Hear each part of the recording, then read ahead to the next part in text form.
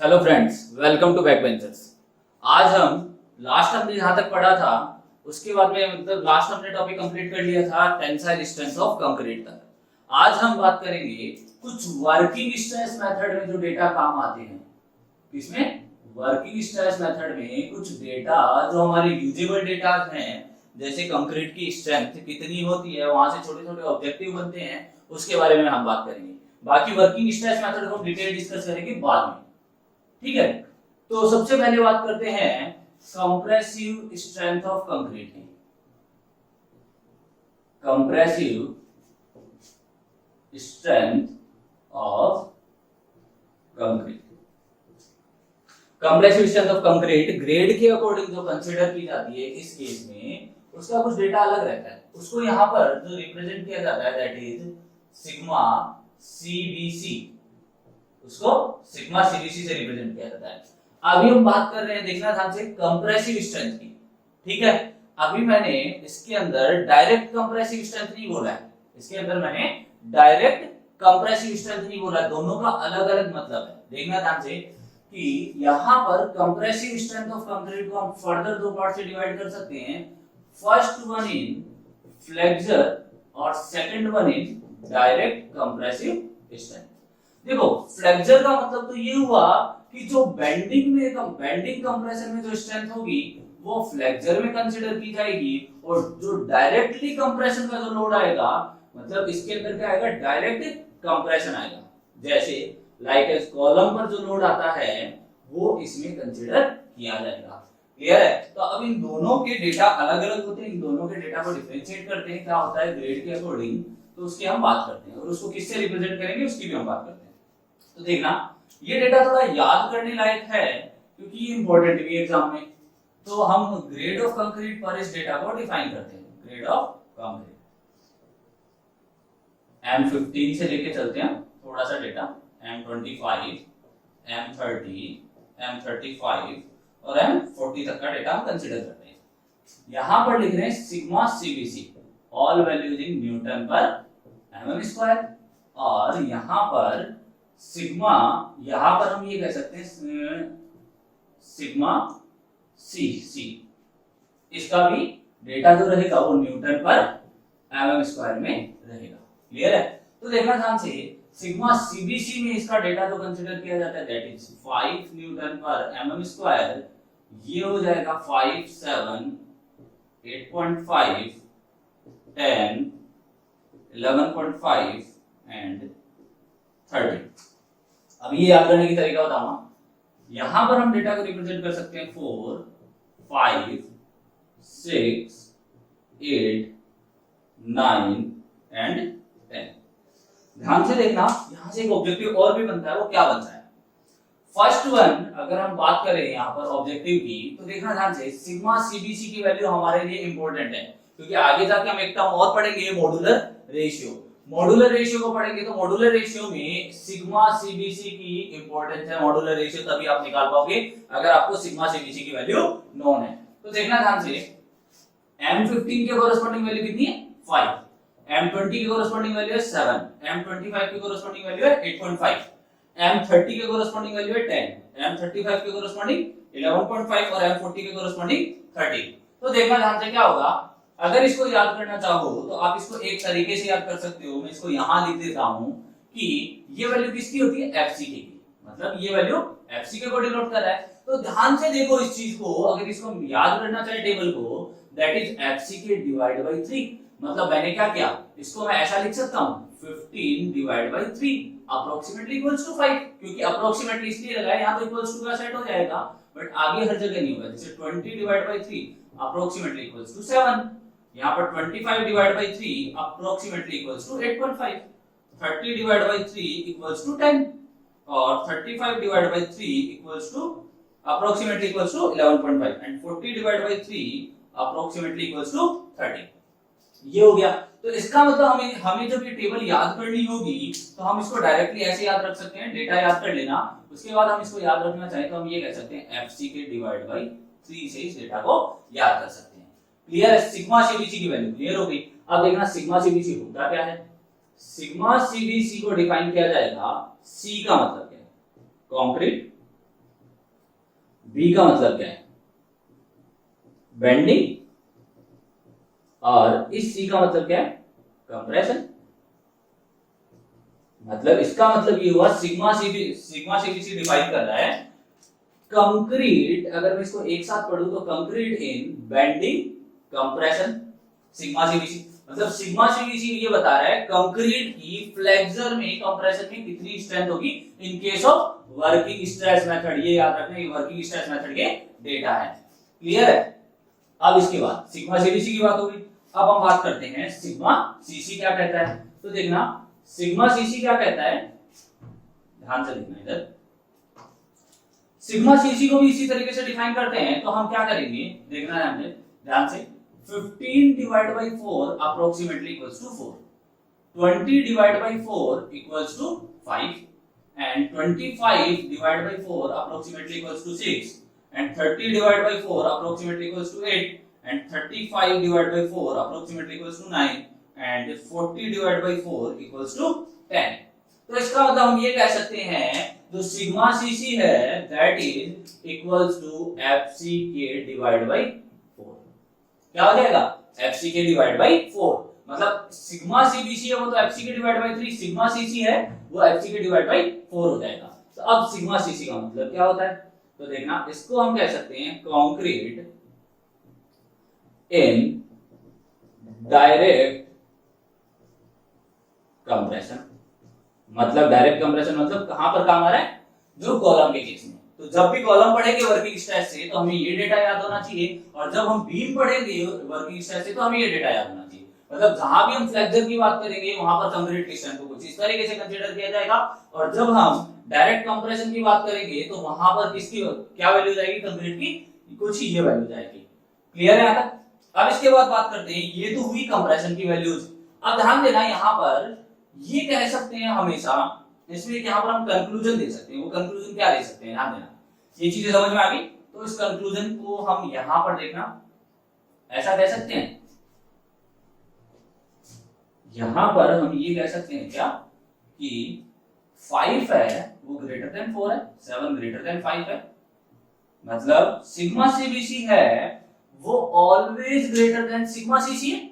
Sigma CC से greater than, इसका मतलब क्या हुआ कि जो कंक्रीट है वो बेंडिंग कंप्रेशन में उसकी स्ट्रेंथ होगी वो always greater than concrete in direct compression होगी। तो हम यहां पर लिख सकते हैं कंक्रीट की जो स्ट्रेंथ है कंक्रीट इन बेंडिंग कंप्रेशन, या फिर हम ये कह सकते हैं compressive strength in bending compression is greater than compressive strength in direct compression। यहां तक बात समझ में आ रही है? इस टेबल का ये एक रिजल्ट है। अब इसके बाद की बात करते हैं, देखना ध्यान से।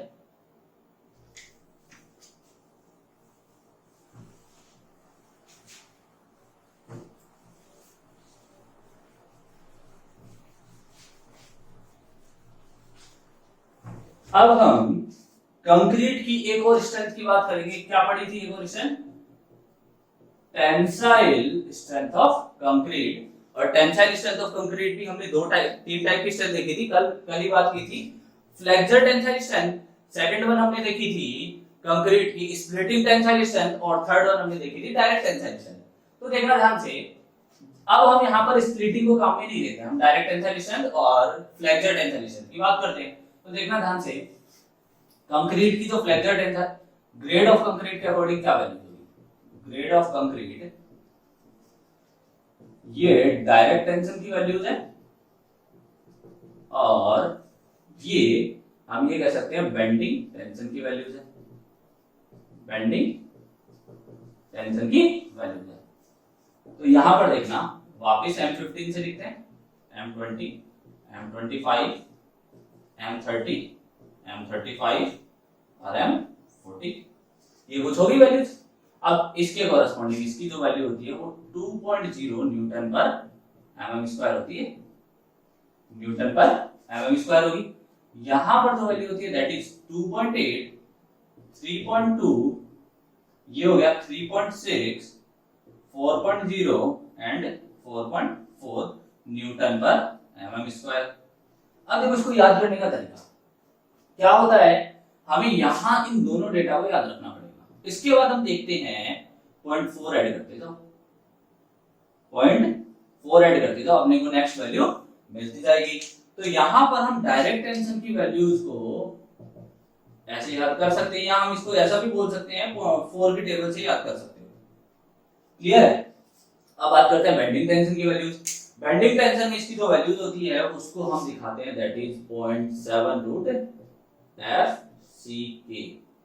0.7 रूट FCK से इसको डिनोट किया जाता है, और ये बेंडिंग टेंशन की वैल्यूज हो जाती है। मतलब आपको कोई भी ग्रेड की निकालनी है, 0.7 रूट FCK निकालो और आपका आंसर आ जाएगा। क्लियर है? यहां तक क्लियर? अब इसके बाद हम बात करते हैं रेनफोर्समेंट की। रेनफोर्समेंट कितने टाइप के होते हैं? यहां तक हमारा कंक्रीट का मोस्टली टॉपिक खत्म हो चुका है। कुछ इंपॉर्टेंट पॉइंट्स है जिसको हम डील करेंगे। एक्चुअली कोई एग्जाम की कोरस्पॉन्डिंग इंपॉर्टेंट नहीं है, बट आप जो प्रैक्टिकल नॉलेज के लिए जाते हो तो वो इंपॉर्टेंट है, उसको हम at the end of topic discuss करेंगे। तो देखते हैं स्टील के बारे में। स्टील होता क्या है, उसके अंदर क्या कंटेंट होते हैं, हमारे कौन कौन से स्टील काम आते हैं। तो देखो अब हम बात कर रहे हैं, एक वर्ड हम बार बार पढ़ते आ रहे हैं, रेनफोर्समेंट।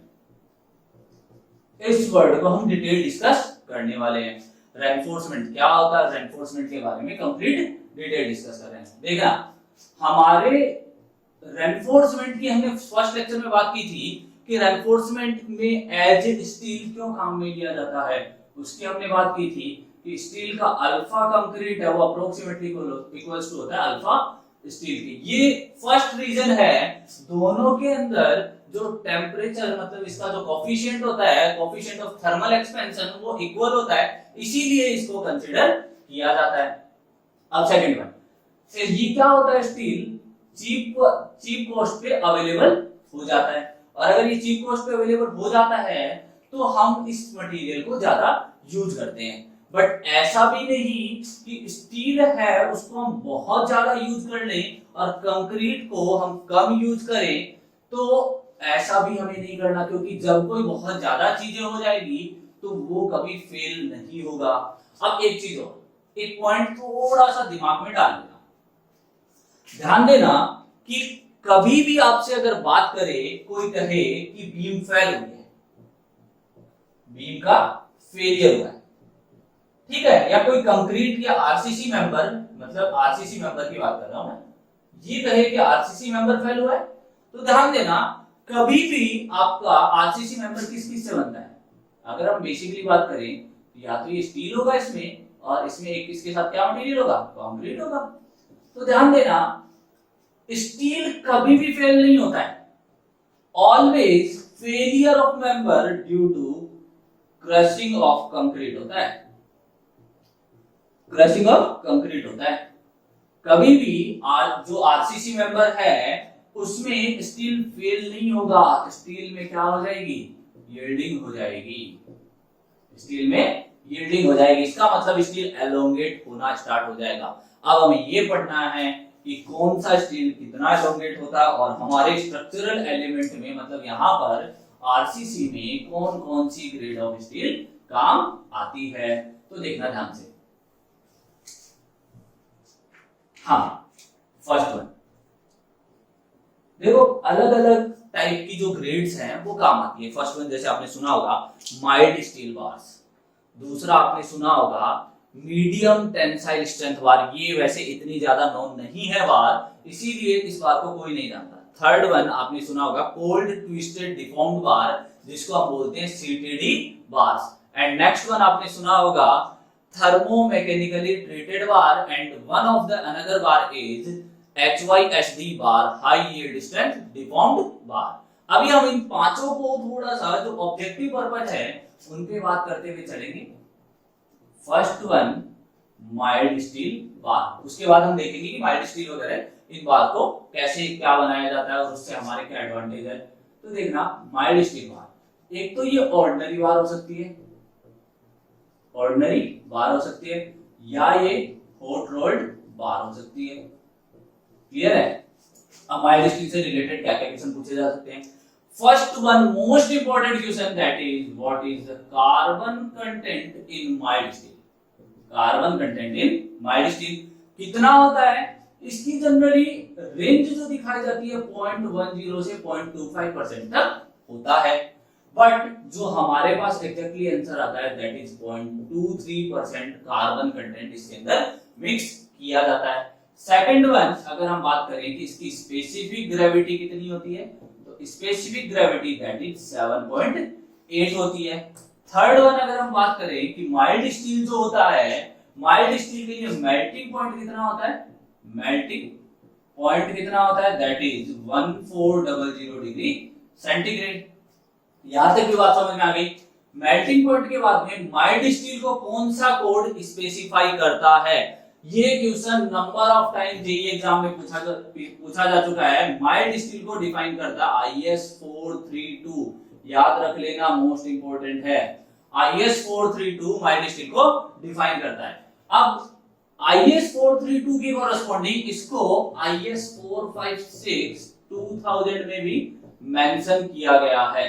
IS 456 2000 में भी मेंशन किया गया है। नेक्स्ट वन कि इसको, इसमें जैसे हम बात करेंगे परसेंटेज एलोकेशन फेलियर की, ठीक है? अभी हम बात करते हैं खाली कि ये परसेंटेज, बस इतना अभी डेटा याद रखना, परसेंटेज एलोकेशन जो फेलियर होता है वो कितना लिया जाता है? उसका जो डेटा होता है वो होता है 23% होता है। इसको हम बाद में समझेंगे जब हम इसका ग्राफ बनाएंगे परसेंटेज एलोकेशन फेलियर को।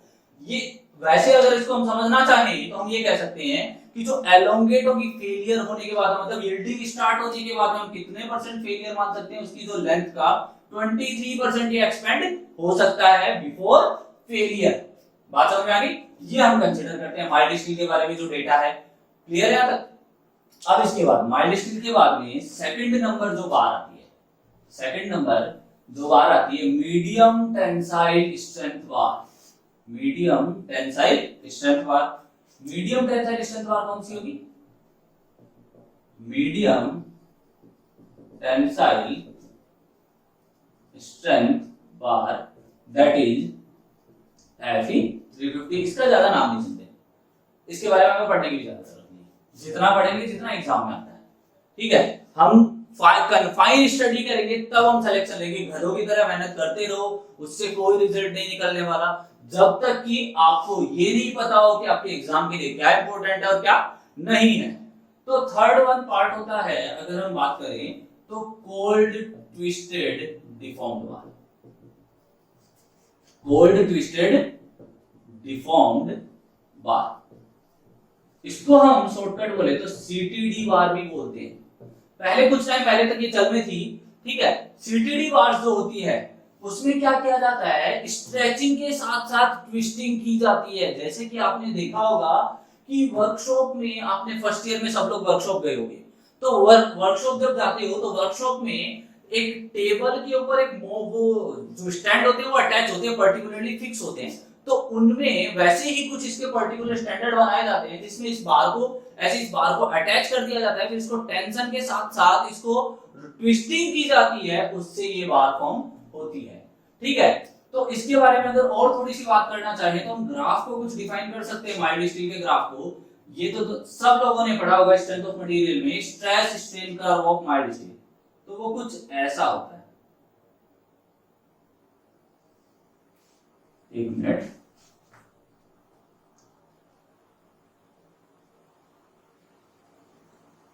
कुछ ऐसा होता है।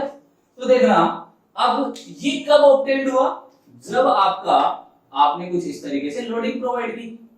लोडिंग प्रोवाइड करने के बाद हमें ये पता है कि कुछ यहां तक इसका इलास्टिक रीजन होता है, बाकी सारा प्लास्टिक रीजन होता है। तो इसका मतलब क्या होगा? जैसे ही हम लोड हटाएंगे, ये तो क्या थी? लोडिंग प्रोसेस थी। अगर जैसे ही हम इसकी अनलोडिंग करेंगे तो ओनली कुछ जो इलास्टिक रीजन का पार्ट है उससे कुछ पार्ट कवर हो जाता है। तो इसका जो अनलोडिंग कर्व बन के आता है वो कुछ ऐसा कर्व बन के आता है। ये इसका क्या है? Unloading curve. अनलोडिंग कर्व कुछ बन के आता है, तो इसके अंदर कुछ परमानेंट स्ट्रेन है वो स्टोर हो जाते हैं और इस तरीके से इस भाग को फॉर्म किया जाता है। जब हम इसमें स्ट्रेचिंग और ट्विस्टिंग करते हैं तो इसकी स्ट्रेंथ तो बढ़ती है बट इसकी डक्टिलिटी कम हो जाती है, वो हम ग्राफ में दिखाएंगे आगे। ठीक है, ग्राफ में बात करेंगे डक्टिलिटी को। नेक्स्ट वन बार आती है high yield strength deformed bar, HYSD bar. High yield strength deformed bar को एक अल्टरनेट नेम है टोर बार भी बोला जाता है, एक अल्टरनेट नेम है टोर बार भी बोला जाता है। ठीक है, अब आपके लिए क्वेश्चन, आप मुझे इस टोर वर्ड का मतलब बताएंगे कमेंट सेक्शन में कि टोर वर्ड का मतलब क्या होता है। सब अपने अपने कमेंट दीजिएगा, उसके बाद कल हम इसको नेक्स्ट क्लास में टोर पूरे वर्ड को डिस्कस करेंगे। तो टोर बार भी बोला जाता है और इसके अंदर जो ग्रेड आती है वो हम कंसीडर करते हैं FE415, FE500। ठीक है, FE500, इसीलिए इसको टॉर 40 और इसको टॉर 50 बार भी बोला जाता है। अल्टरनेट नेम है, याद रखना। कभी टॉर 40 लिखा जाए तो उसका मतलब क्या है FE415 और टॉर 50 लिखा जाए तो उसका मतलब क्या है FE500। ठीक है, सॉरी गलत बोल गया क्या। टॉर 40 का मतलब है FE415 और टॉर 50 का मतलब है FE500। नेक्स्ट वन HYSD बार के बाद में आती है TMT बार, जो मोस्टली आजकल यूज हो रही है, दैट इज थर्मो मैकेनिकली, ये यहां पर गैप आएगा वर्ड में, थर्मो मैकेनिकली ट्विस्टेड डिफॉर्म्ड बार, डिफॉर्म्ड बार। इसमें क्या किया जाता है, ध्यान से देखना, इसमें क्या किया जाएगा, बार को हाई टेम्परेचर पर गर्म किया जाता है, बार को हाई टेम्परेचर पर गर्म किया जाएगा और गर्म करने के बाद में उसको जब गर्म कर रहे हैं तो उसके बाद उसको क्या किया जाएगा, टेंशन प्रोसेस में किया जाएगा और उसको अचानक से उस बार को क्या कर दिया जाता है, ठंडा कर दिया जाता है। ठंडा कैसे करेंगे, उसको ले जाके पानी में डाल देंगे। अब बात आती है कि पानी में डालने से क्या कोरोजन नहीं होगा। अब तक हम सुनते हैं कोरोजन होता है पानी में, अगर कोई फेरस मटेरियल रिएक्ट करता है तो उसमें क्या होता है, कोरोजन बनता है। ठीक है, तो कोरोजन बनता है तो देखना ध्यान से, उसके लिए क्या होगा कि ये बार का क्रॉस सेक्शन दिखा रहे हैं। ठीक है, बार का एक क्रॉस सेक्शन दिखाया है। अब होता क्या है, जैसे ही उसको सडन ठंडा किया जाता है तो उसके कुछ पार्ट तो बाहर का मटेरियल तो ठंडा हो जाता है बट कंप्लीट मटेरियल ठंडा नहीं हो पाता, मतलब ये अंदर का पोर्शन रह जाता है। क्लियर है, ये अंदर का पोर्शन क्या रह जाएगा, आपका सॉफ्ट रह जाएगा। इसका मतलब अभी तो ये क्या है, डक्टाइल रह गया और ये वाला पार्ट क्या हो गया, हार्ड हो गया। तो इसका मतलब यहाँ पर हार्डनेस तो क्या हो जाएगी, इंक्रीज हो जाएगी और अंदर वाला पार्ट किसके लिए रह जाएगा, डक्टिलिटी के लिए। इसीलिए ये मोर सुटेबल, अगर इसका ऊपर का इतनी लेयर टूट भी गई तो अभी भी इसके अंदर क्या है, डक्टिलिटी बरकरार है। डक्टिलिटी होने से बरकरार है तो इसके अंदर क्या हो जाएगा कि ये बार अभी भी एलोंगेट होती जाएगी।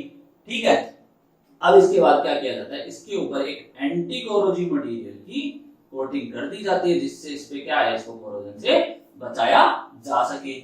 यहां तक हो गया। अब देखना इनके इंडिविजुअल ग्राफ को हम डिस्कस करने वाले हैं, हर टाइप के, कि स्टील के अंदर हमारे कितने कितने graph.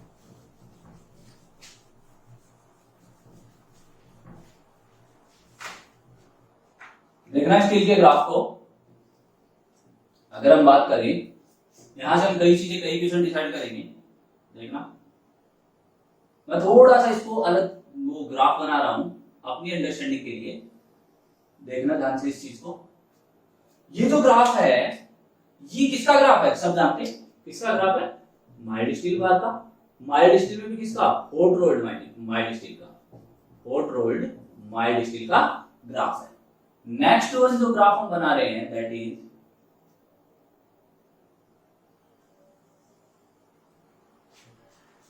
Fe415 and next one जो ग्राफ बना रहे हैं दैट इज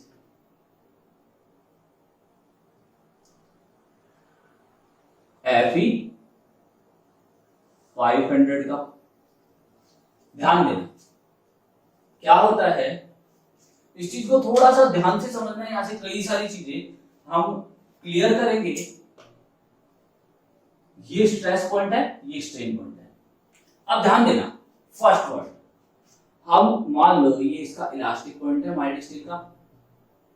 ठीक है, तो देखना ध्यान से, इसकी ये डिस्टेंस कितनी होती है माइल्ड स्टील की, एफ वाई की जो वैल्यू होती है दैट इज 250 न्यूटन पर एमएम स्क्वायर होती है। अब इसकी अल्टीमेट स्ट्रेंथ भी पूछ सकता है हमसे, अल्टीमेट स्ट्रेंथ इसकी कितनी होती है। ये जो अल्टीमेट स्ट्रेंथ का पॉइंट है ये होती है 412 न्यूटन पर एमएम स्क्वायर। अब ध्यान देना, इसके ये जो मैक्सिमम स्ट्रेंथ के पॉइंट है ये एक्चुअल यील्डिंग इस केस में क्या होती है, यहां से स्टार्ट होती है। एक्चुअल यील्डिंग कहां से स्टार्ट होती है, कुछ यहां से स्टार्ट होती है।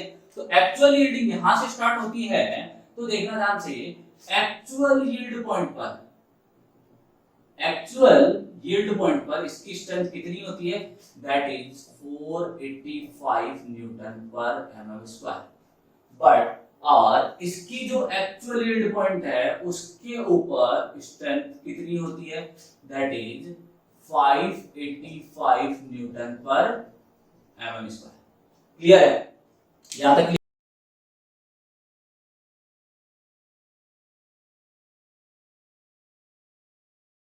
तो देखना कि इसमें जो हम बात कर रहे हैं 485 और 585 ये दोनों क्या है, एक्चुअल यील्ड पॉइंट पर स्ट्रेंथ है। मतलब हम ये कह सकते हैं एक चीज कि जो एक्चुअल यील्ड पॉइंट है, अभी रुकिए इसके बारे में बात करते हैं, स्पेसिफाइड यील्ड पॉइंट क्या होता है पहले उसको बता देते हैं। तो देखना, स्पेसिफाइड यील्ड पॉइंट के लिए हमें एक वर्ड समझना होगा दैट इज प्रूफ स्ट्रेस। क्या होता है प्रूफ स्ट्रेस, होता क्या है प्रूफ स्ट्रेस, होता क्या है कि देखो इसके अंदर जैसे माइल्ड स्टील की अगर बात करें तो इसके अंदर यील्ड पॉइंट स्पेसिफाइड है, बट Fe415 बार, ये जो Fe415 बार है और Fe500 बार है, इसके अंदर क्या है कि यील्ड पॉइंट को स्पेसिफाई नहीं किया गया। तो यील्ड पॉइंट को स्पेसिफाई नहीं किया गया तो इस केस में हमें इसमें यील्ड पॉइंट स्पेसिफाई करना होता है। तो वो होता क्या है, वो होता क्या है कि 0.2% स्ट्रेन, 0.2% स्ट्रेन या 0.002 स्ट्रेन, 0.002 स्ट्रेन से जो कर्व का इनिशियल पार्ट है, इनिशियल पार्ट कौन सा, इलास्टिक लिमिट में जो पार्ट है, या हम ये कह सकते हैं जो स्ट्रेट लाइन को शो करता है, तो उसके पैरेलल एक लाइन ड्रॉ की जाती है और वो लाइन कर्व को जिस पॉइंट पर कट करेगी दैट पॉइंट, उस that point is known as proof stress point and it is also known as yield stress point. तो देखना ध्यान से, आर्टिस्ट नहीं हूं मैं इतना अच्छा कि क्लियर ये सब चीजें दिखे, ध्यान से देखना, बट ट्राई कर रहा हूं बेस्ट हो जाए।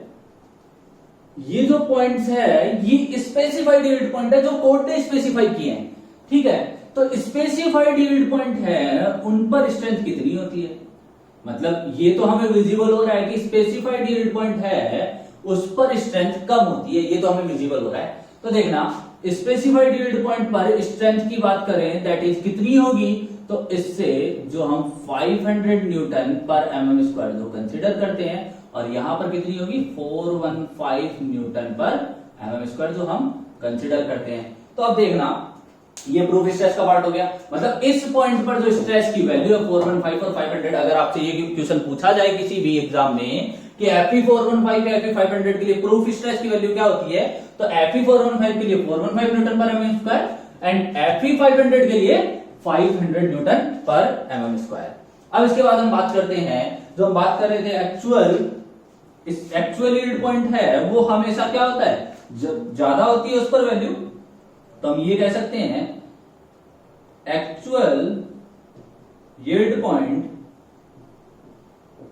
is greater than specified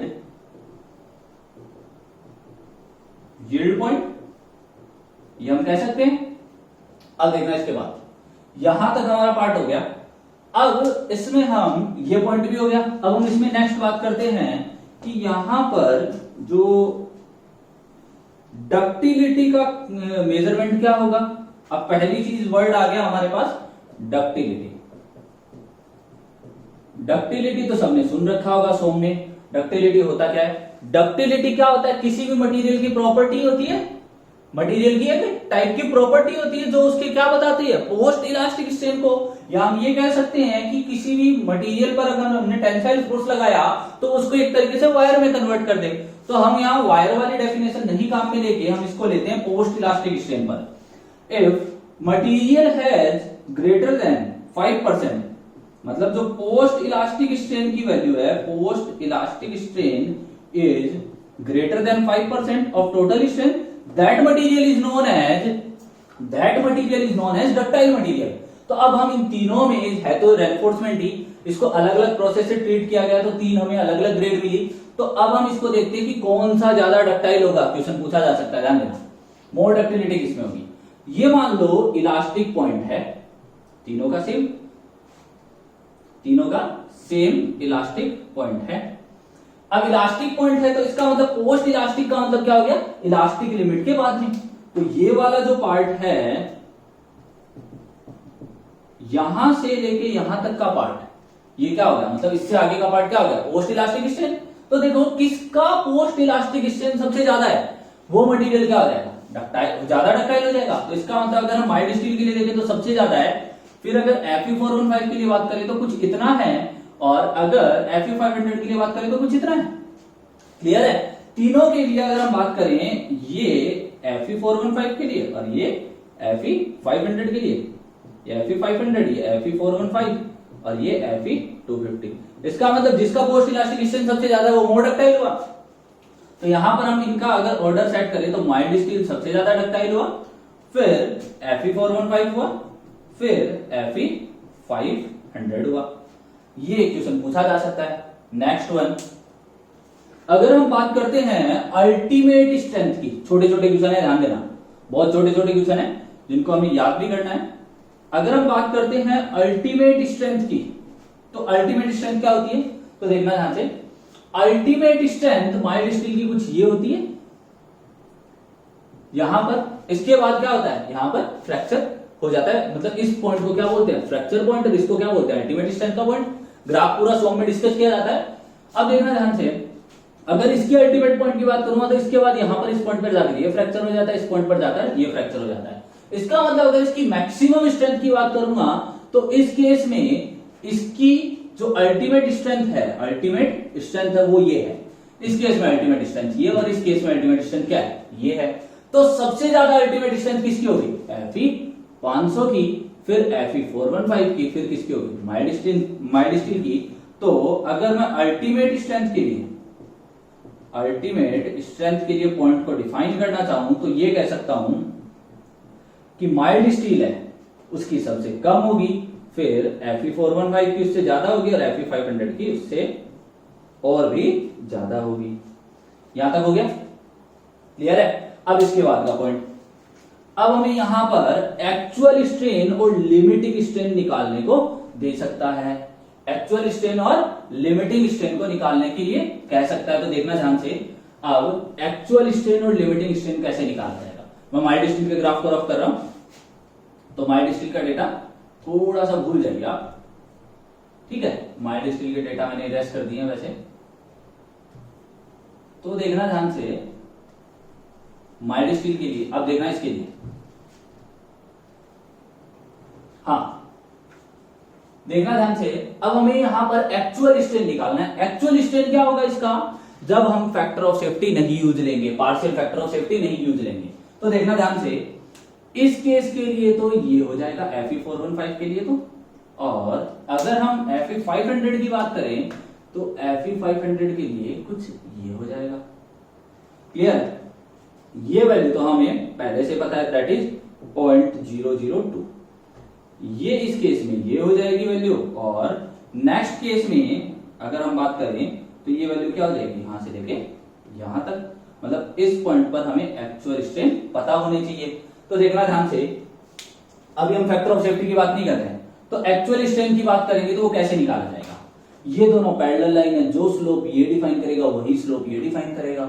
और स्लोप की हम पीछे बात करके आ चुके हैं, स्लोप को किससे रिप्रेजेंट करेंगे, यंग्स मॉडुलस ऑफ इलास्टिसिटी से हम पीछे बात करके आए। तो देखना ध्यान से, ये अगर स्ट्रेस को डिफाइन करता है, ये अगर स्ट्रेन को डिफाइन करता है, ये ε1 ले लो, ये ε2 ले लो। तो देखना मैं यहां डिस्कस कर रहा हूं इसको फर्स्ट डायग्राम के लिए, और ये वाला कौन सा है, सेकंड डायग्राम। तो फर्स्ट वाले के लिए डील करते हैं, तो इस एप्सिलॉन 1 की वैल्यू क्या है देखना ध्यान से।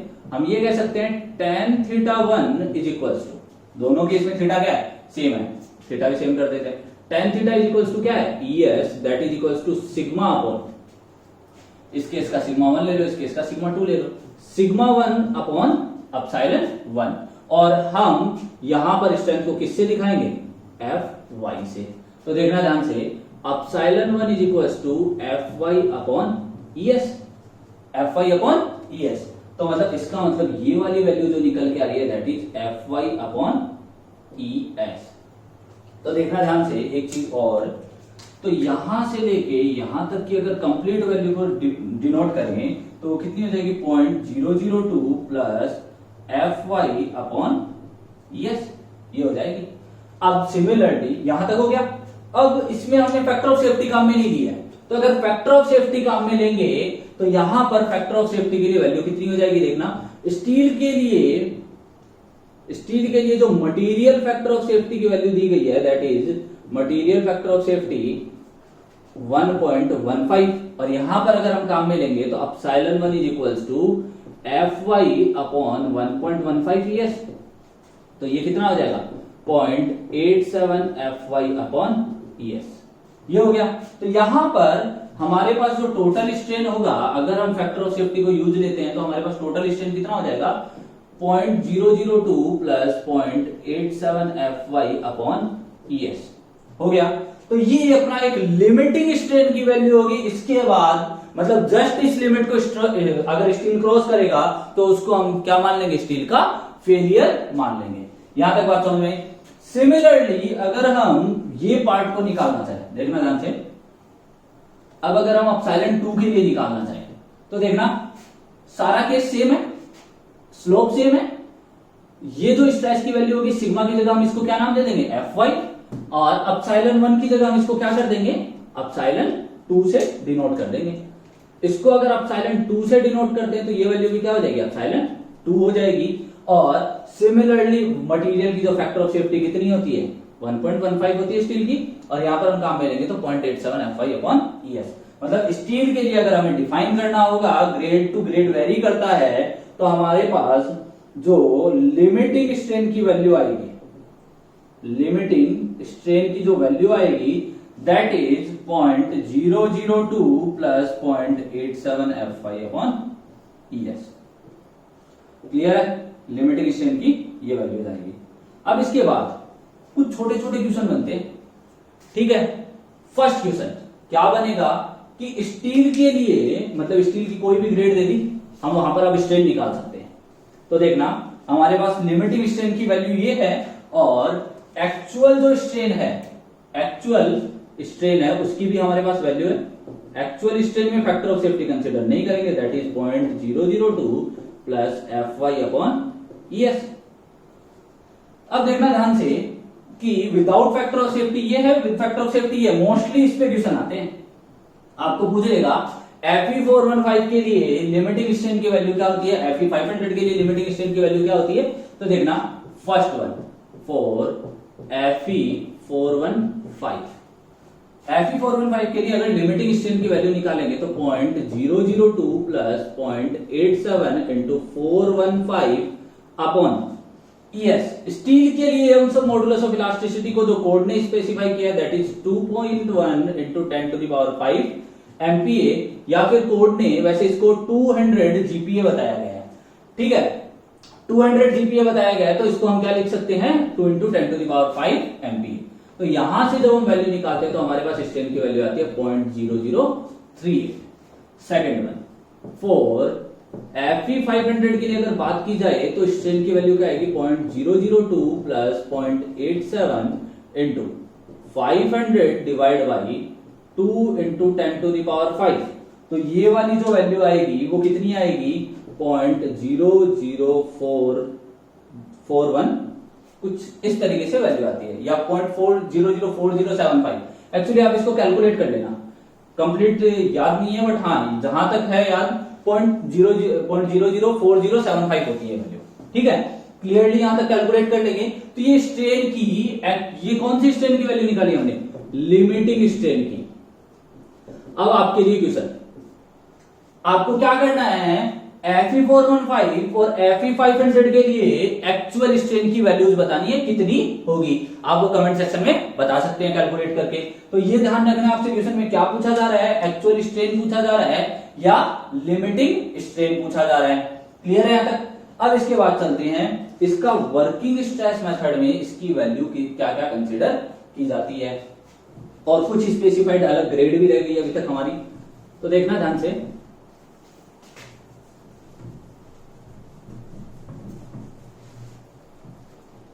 हाँ, अब पहले बात करते हैं हमारी ग्रेड रिमेनिंग कौन कौन सी रही। अब तक हमने पढ़ा कि Fe250 होती है जो माइल्ड स्टील की बार होती है, फिर हमने पढ़ा Fe415 बार के बारे में, Fe500 बार के बारे में। इसके लिए हमने कोड में पढ़ा कि IS 432 देता है, बट इन तीनों को मेंशन कौन करता है, IS 456 2000 बताता है कि आप ये तीनों बार काम में ले सकते हो, मतलब इन तीनों बार के कोरस्पॉन्डिंग डेटा इसमें गिवन है कोड में। अब बात करते हैं कि ये जो है इनकी प्रॉपर स्पेसिफाइड डिटेल कहां मिलती है, दैट इज IS 1786 2008 में मिलती है। इसके अलावा प्रेजेंट में मार्केट में ये ग्रेड तो काम में नहीं ली जा रही, तो इनके अलावा कौन कौन सी ग्रेड काम में ली जा रही है, that is Fe500D, Fe550D, Fe600, ये इस टाइप की कुछ ग्रेड काम में ली जा रही है। अब बात आती है इस D का मतलब क्या है, इस D का मतलब है मोर डक्टिलिटी। ये पूछा गया है जब मतलब IITs के जो इंटरव्यू होते हैं गेट के बाद में, पोस्ट गेट के बाद में एमटेक में जो एडमिशन लेते हैं, उसमें ये क्वेश्चन पूछा गया है इंटरव्यू में कि D का, इस D का क्या मीन है, ये D किसको दिखाता है, मोर डक्टिलिटी को शो करता है।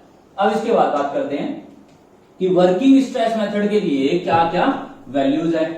हाँ, एक चीज और रह गई, ध्यान से देखना, Fe600। अगर इन तीनों में से कभी भी आपको ये पूछ दे कि इनमें कार्बन कंटेंट कितना होता है, इसका तो हमने बात कर ली, 0.23% होता है। अगर इन तीनों में से कभी पूछ ले तो इनका कार्बन कंटेंट याद रखना, एक ही डेटा 0.3% होता है। Second one. अब इसके बाद में नेक्स्ट हम जो बात करते हैं वो हम बात करते हैं वर्किंग स्ट्रेस मेथड के अकॉर्डिंग कौन कौन से डेटा लिए जाते हैं, मतलब इसके टेबल को कैसे कंसिडर किया जाता है। तो वर्किंग स्ट्रेस मेथड के अकॉर्डिंग जो इसकी टेंसाइल स्ट्रेंथ है, मतलब स्ट्रेंथ की बात करेंगे, स्ट्रेंथ ऑफ रेनफोर्समेंट, ठीक है, देखना ध्यान से। स्ट्रेंथ ऑफ रेनफोर्समेंट यहां पर ग्रेड लिख रहा हूं, Fe250, Fe415 और Fe500। क्लियर है? अब हम बात कर रहे हैं इसकी दो टाइप की स्ट्रेंथ होगी, एक तो बेंडिंग टेंशन में और एक होगी डायरेक्ट टेंशन में। एक बेंडिंग टेंशन होगी और एक डायरेक्ट टेंशन होगी। तो देखना, बेंडिंग टेंशन में इसको दो पार्ट में डिवाइड किया जाता है। अगर फाई की वैल्यू लेस देन 20 mm है, मतलब फाई मतलब डाया, और एक फाई की वैल्यू ग्रेटर देन 20 mm है, तो Fe250 की दो वैल्यूज होती है, दैट इज 140 न्यूटन पर mm स्क्वायर एंड 130 न्यूटन पर mm स्क्वायर। ये ओनली Fe250 के केस में होती है। अब इसके बाद में Fe415 के लिए जो वैल्यू कंसीडर की जाती है दैट इज 230 न्यूटन पर mm स्क्वायर, और इसके लिए की जाती है 275 न्यूटन पर mm स्क्वायर। आप इसको एक तरीके से और भी याद कर सकते हो, that is 0.55 times of F5। अब डायरेक्ट टेंशन की बात करें, ठीक है, क्लियर है? अरे सॉरी, ये गलत लिख दिया, डायरेक्ट टेंशन नहीं आएगा, ये बेंडिंग के अंदर फ्लेक्सर में और ये कंप्रेशन में।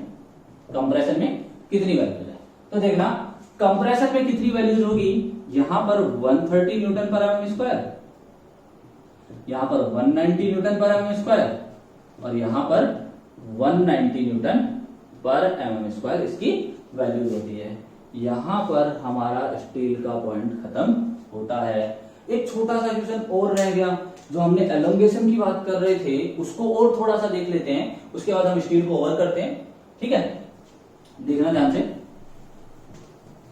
माइल्ड स्टील के केस में अगर लोड लगाने के बाद में आपने जैसे टेंसाइल लोड, स्टील को हम यूज क्यों ले रहे हैं, टेंसाइल के लिए, टेंशन के लिए। अगर उस पर टेंशन आती है तो माइल्ड स्टील है वो कितने परसेंट तक एलोंगेट हो सकता है, 23% तक। सिमिलरली Fe415 के लिए भी एक डेटा होता है, ये कितने परसेंट तक एलोंगेट हो सकता है जब उस पर टेंशन अप्लाई होगी, दैट इज 14.5% तक ये क्या हो सकता है, एलोंगेट हो सकता है। इनको इंपॉर्टेंट पॉइंट में हम मेंशन कर सकते हैं याद रखने के लिए। ये कोई वैसे हम डिटेल लैब एक्सपेरिमेंट नहीं कर रहे हैं, तो हमारे पास जो डेटा अवेलेबल है हम उन्हीं की स्टडी कर रहे हैं।